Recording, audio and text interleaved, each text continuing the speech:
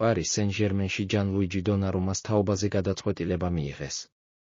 დადასტურებულად პსის ზაფხულის სატრანსფერო ფანჯრის დახურვამდე ჯან-ლუიჯი დონარუმას თაობაზე ყველა შეთავაზებას განიხილავს.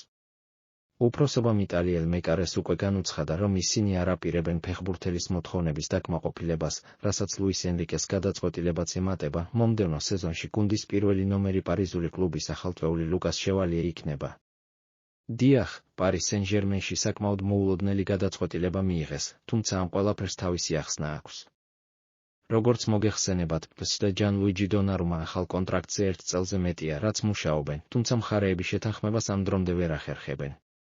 ამის მთავარი მიზეზი კი იტალიელის მოთხოვნებია. 26 წლის მეკარეს კლუბთან არსებული კონტრაქტი 2026 წლამდე აკავშირებს, მისი წლიური ანაზღაურება კი არც მეტი, არც ნაკლები 10 მილიონია. პსს ფეხბურთელისთვის ახალი კონტრაქტის შეთავაზებას გეგმავდა, თუმცა სიტუაცია მას შემდეგ შეიცვალა, რაც იტალიელის აგენტმა ხელფასის გაზრდა 12-13 მილიონამდე მოითხოვა.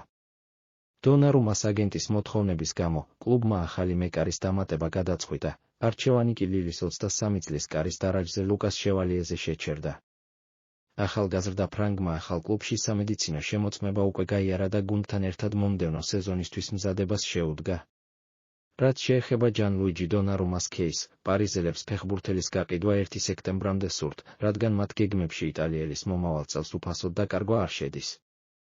ამ მომენტისთვის პარის სენ-ჟერმენს დონარუმას სანაცვლოდ ოფიციალური შეთავაზება არ მიუღია, თუმცა ჯიჯიოს გარშემო საუბრები არ წყდება და დიდი შანსია უახლოეს დღეებში ევროპის მასშტაბით სხვადასხვა კლუბები უფრო მეტად გააქტიურდნენ.